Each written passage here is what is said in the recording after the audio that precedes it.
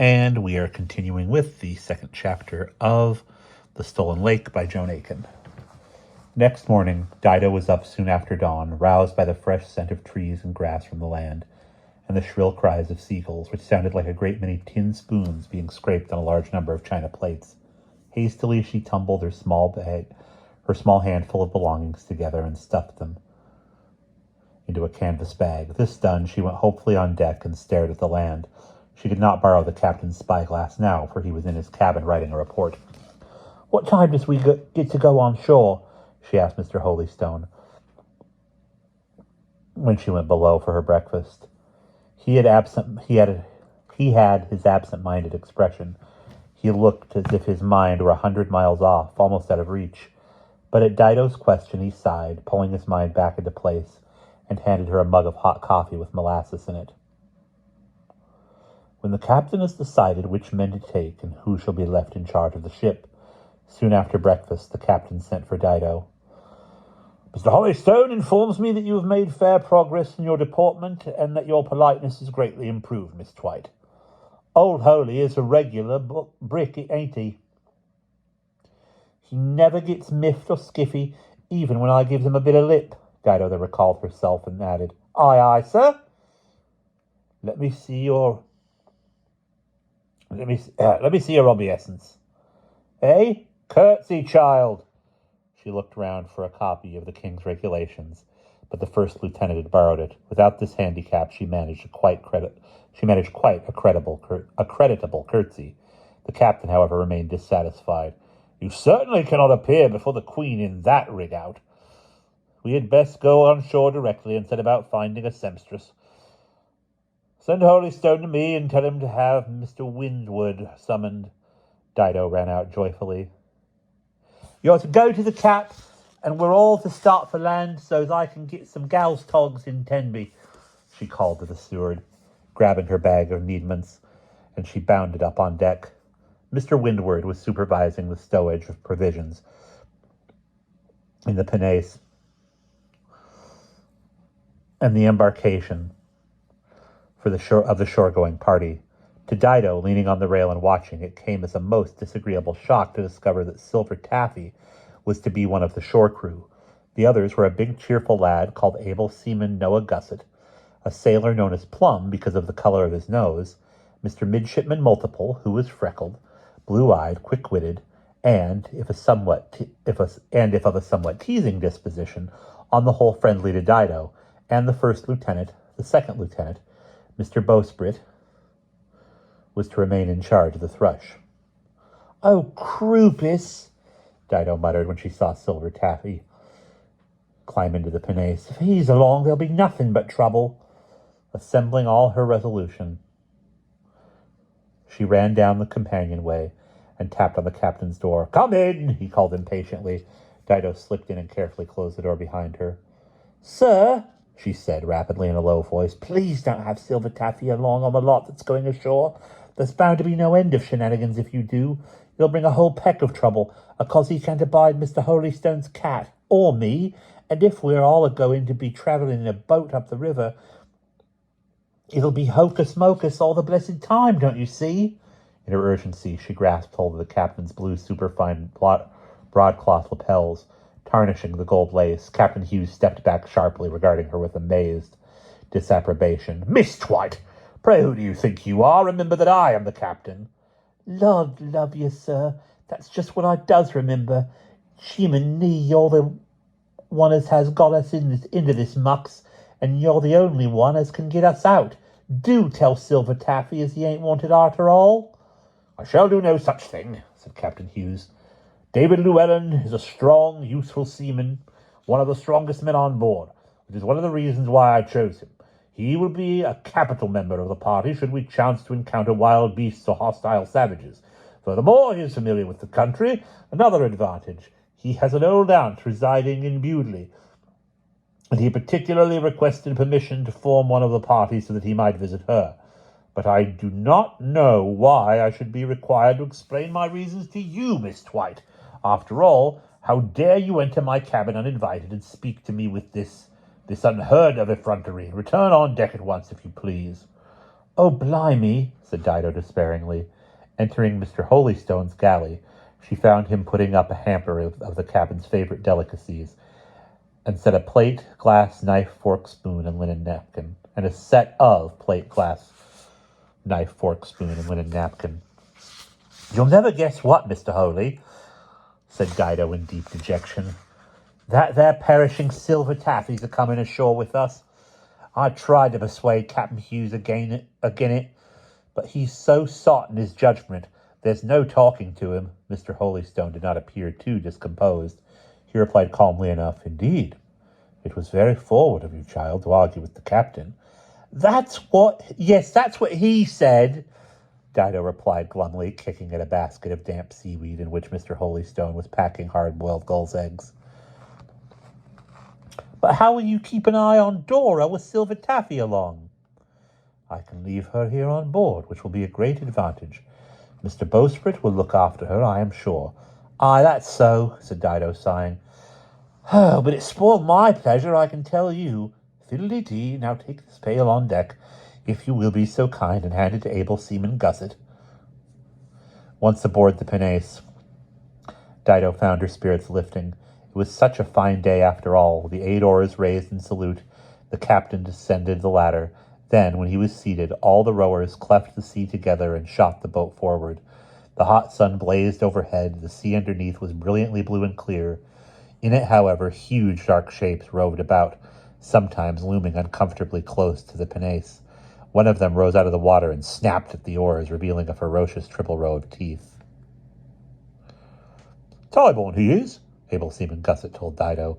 He had a slow country voice and a pleasant blue-eyed open face. "Best not trail your hand in the water, missy. You might bring it up, less a few fingers." "I don't reckon a few fingers would be much use to him," said Dido with a shudder. And after that she took good care to keep her hands well inside the boat. The land, which from a distance had looked like a frieze cut from blue and silver silk, acquired clearness and detail as they moved closer.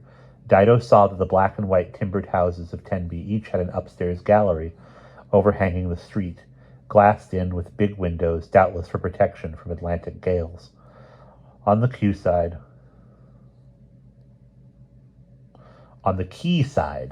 lay piles of fish, stacks of crates, and barrels, and mounds of gaily colored nets. The houses of this small port were grouped on either side of the river, which flowed deep and swift between 2 headlands. About a quarter of a mile upriver, an island built over the houses divided the Severn,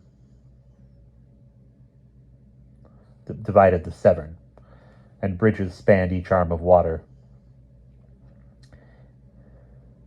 "It looks a right nice little place," Dido said to Noah Gusset. "But it's mighty quiet, ain't it? There bain't many folk about. You'd think they'd be keen to see chaps from a British man-o'-war." "Maybe 'tis work hours," suggested Noah. The streets of Tenby did seem particularly empty. Dido looked with interest to see if the cobbles were made of silver, but they were merely the usual sort, smeared over with fish offal. And the houses looked remarkably like those of Southwark or Battersea. Dido could not avoid a slight feeling of disappointment as she climbed up the steps and onto the quay. She had hoped for something more foreign and surprising. Captain Hughes was the one who seemed surprised, and not agreeably. Apparently he had expected Mr. Brandywind to be there to meet them, but there was no sign of the British agent on the harbour side. "Plague take the fellow," Dido heard the captain mutter. "I only hope he's not touched in his wits. He seemed half dicky in his cups. It is a fine thing to set out on such a difficult and delicate mission with no better counsel than the word of such a dibble-dabble fellow." "You think he's a ramshackle, Captain?" said Dido. "So do I." Captain Hughes cast her an impatient glance. "Mind your own business, child. Speak when you are spoken to, not before." Thus snubbed, Dido applied herself to studying the streets of Tenby. A tall, skinny fellow now approached them, who, briefly bowing without any particular look of civility or goodwill, announced himself as Sandai Bando, and said that he had been directed to lead them to the inn. Where's Mr. Brandywind? Demanded Captain Hughes. Sandai Bando shrugged, shook his head, and spread out his hands. Then, turning his back, he led them off along the harbor side at a rapid pace.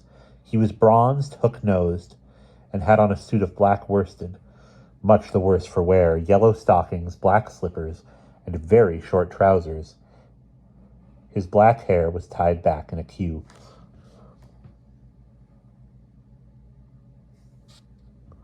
The distance to the White Hart Inn, where they were to leave their bags, was not great. Quitting the harbor, they turned up a steep hill and soon saw the inn sign ahead of them. On this street there were a few people about, the men in general rather short, dark, and stern-looking, clad like Sandai Bando in suits of black worsted, the women equally small of stature, wearing black stuff dresses, white aprons, and steeple-crowned hats over white caps. These people glanced at the party of foreigners with what seemed like distrust and ill will. They did not smile at the strangers or make any attempt to engage them in talk. "What a set of dismal, churlish bumpkins," Dido muttered to Mr. Holystone. "They stare at us as if we were rattlesnakes. Not very civil, are they?" Several of the people they passed stared at Dido in particular with apparent astonishment.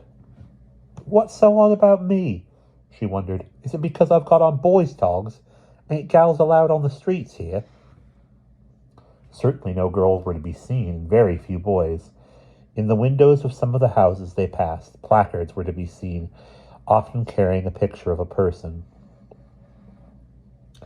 Puella Perdita, or Nina Perdita.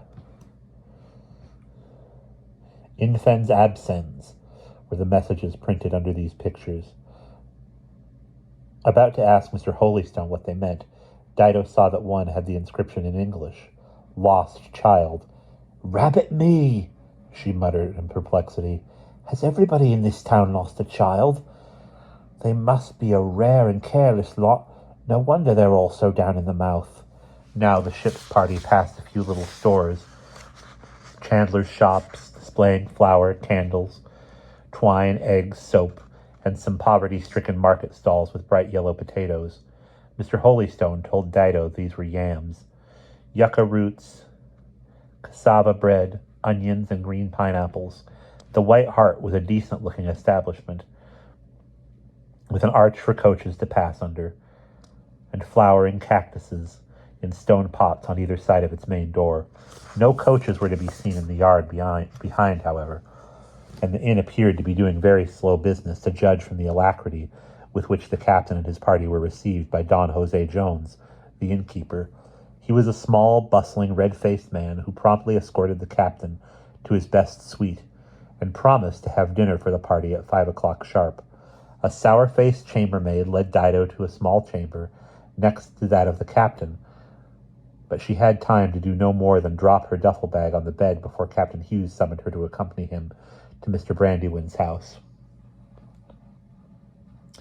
"Did you expect to find Mr. Brandywind a-waiting here, sir?" asked Dido, observing that the captain looked rather put out. "Never mind that, miss," snapped Captain Hughes. He added under his breath, "I dare say if we were to wait for that bag of wind to do anything useful, we might wait until the 42nd Tuesday in Trinity week." "It's too bad the captain's such an old gruff and grum," thought Dido, "for there's not amiss with his sense." Captain Hughes had instructed Sandai Bando to lead them to the agent's residence, but it was plain he did this with no good grace, scowling with his lower lip thrust out. He took them round such a number of corners that Dido began to be positive that he was leading them a long way round on purpose. At last the captain exclaimed, Come, my man, do not try to pull the wool over our eyes, if you please. We have been past that market stall once already. I distinctly remember those wizened little cassava loaves. I shall not pay you one bezant more, I warn you, however far you take us." And he hailed a passer-by, a respectable-looking man in black broadcloth, who carried what looked like a Bible under his arm, and inquired the way to the British agent's residence. "Well, it's not far from here, but you are going in exactly the wrong direction," replied the man. "You should climb the hill to the monument, turn right, and it is the first house along the new road. You cannot mistake, for there is a monkey puzzle tree in front, White palings all round, a cactus by the steps, and the name Monrepos on the gate. As Captain Hughes thanked the stranger, Sandai Bando fairly took to his heels and scudded off up the hill as if the devil were after him. Since the monument was plainly visible at the top, Captain Hughes did not call him back. All their breath was needed for climbing. The hill was excessively steep, and the little thatched houses continued up it, each one 3 steps higher than its neighbor, until, just before the monument, where there was a patch of rough, open, thistly grass on which a few donkeys grazed, there were also 2 tall, shaggy beasts, breathing in a rather supercilious manner over the dusty herbage, unable to move away because their front and back feet were hobbled. "Oh," exclaimed Dido, "they are the same as the animals I saw last night," she had been about to say, but then recalled this would reveal her unauthorized use of the captain's spyglass, and quickly shut her mouth. The captain briefly informed her that they were llamas, large sheep-like animals much esteemed in these parts, for both their wool and as beasts of burden. "A llama will not travel alone, but only in company with his fellow llamas, and it will never carry a load more than 100 pounds. Avoirdupois." "How do they know?" Dido asked, but the captain did not answer. The moment when they reached it also excited Dido's curiosity. It consisted of a sword stuck into the monument when they reached it also excited Dido's curiosity. It consisted of a sword stuck in a large granite rock on top of a high plinth. On the plinth were engraved the words Vidi ut supra. "What's that mean, Cap?" panted Dido, glad of the chance to stand still for a moment. After so long a spell at sea, her legs were not prepared for such a steep climb.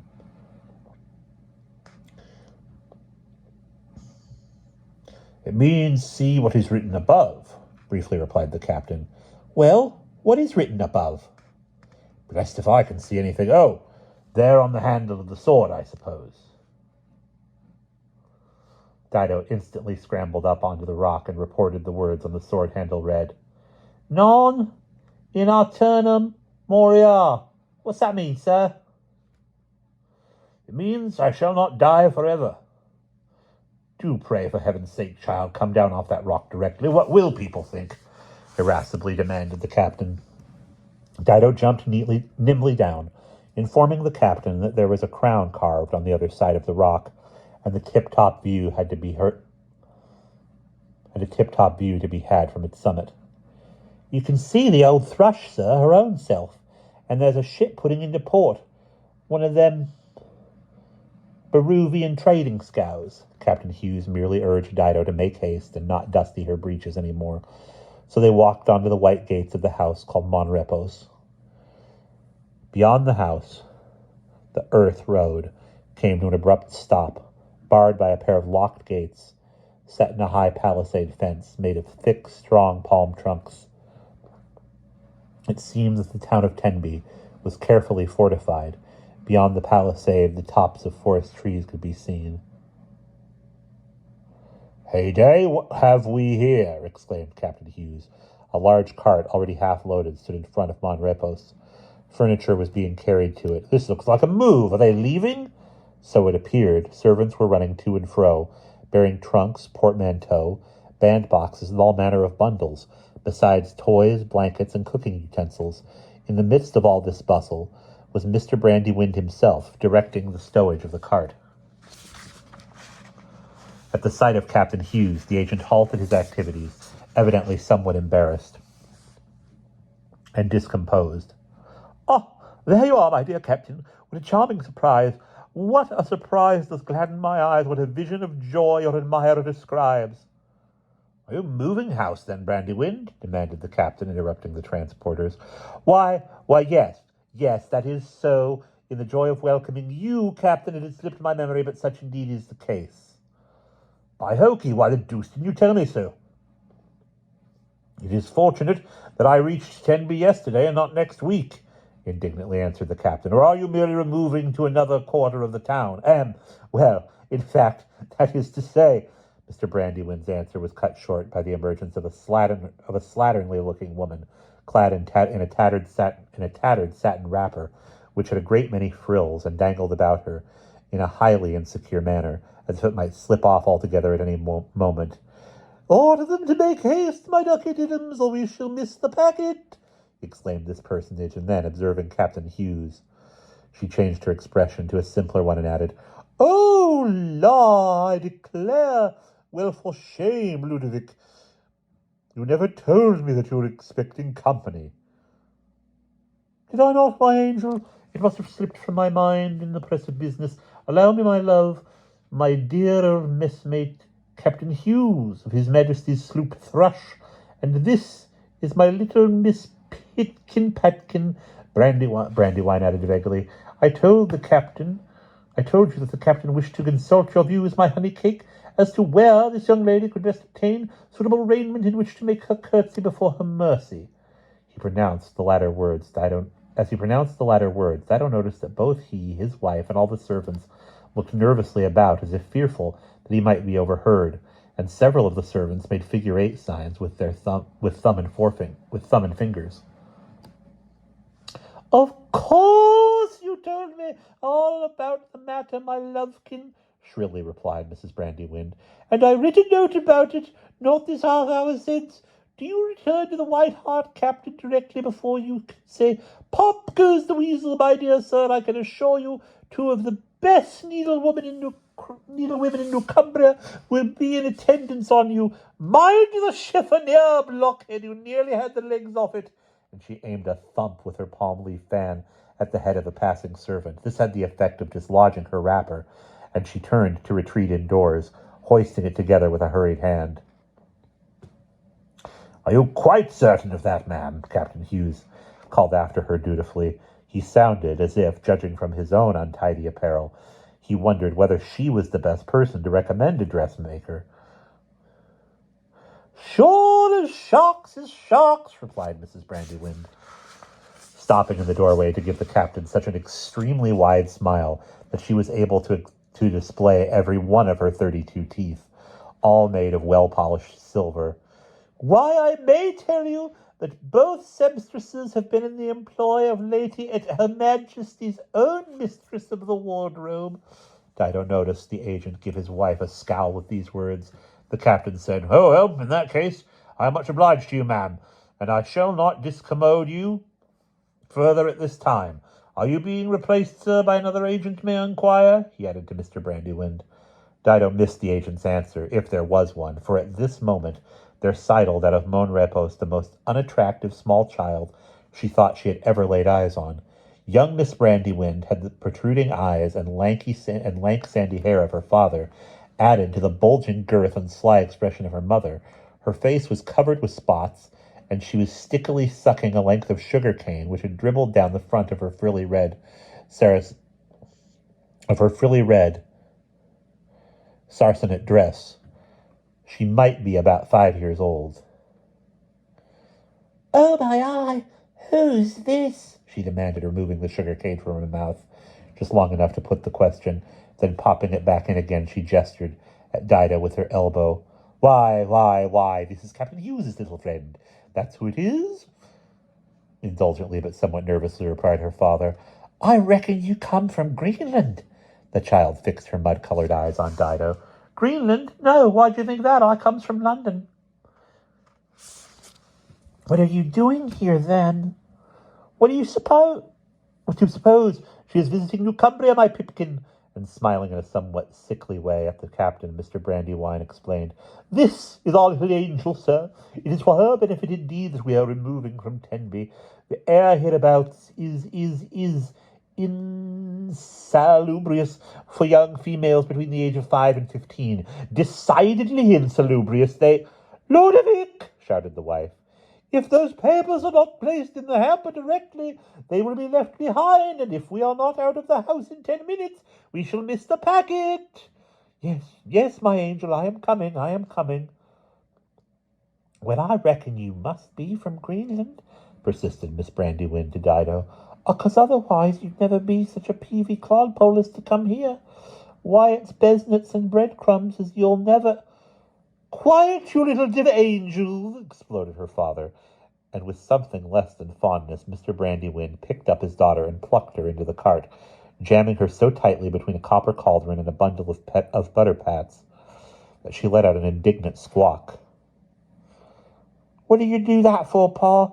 It's beznats and breadcrumbs, as the Orexel—" But Mrs. Brandywine, coming out at that moment in a bright pink India muslin, which she must have donned at great speed, deposited a large roll of cotton quilts right on top of her child, which had the effect of silencing the little angel, as a canary is silenced by having a wrapper put over its cage. The driver cracked his whip, and the loaded cart started off at a gallop. The agent and his wife, meanwhile, jumped into a light chariot which had come up behind. Just before this rolled off, Dido thought she heard Mrs. Brandywine inquire of her husband, "Did you collect the dibs from Mrs. M?" And his reply, "What do you think I paid the passage with, my honey tart? I am not made of coleslaw, I assure you." Then the chariot clattered off downhill toward the harbor in a cloud of dust. "Well," muttered the captain in a tone of gloomy satisfaction, "I am never wrong in my judgments. The moment I laid eyes on Brandywine, I knew him to be a damned unsatisfactory, dilly-dallying, fossicking, freakish sort of fellow." "I could have told you that any time in these last 24 hours, said Dido. "Will you be quiet, child, and not speak unless you are required to?" Captain Hughes added crossly. "We had best make all speed back to the White Hart in case that slattern was telling the truth." He started off at a round pace, and Dido was obliged to trot in order to keep up with him. And that is the end of chapter 2.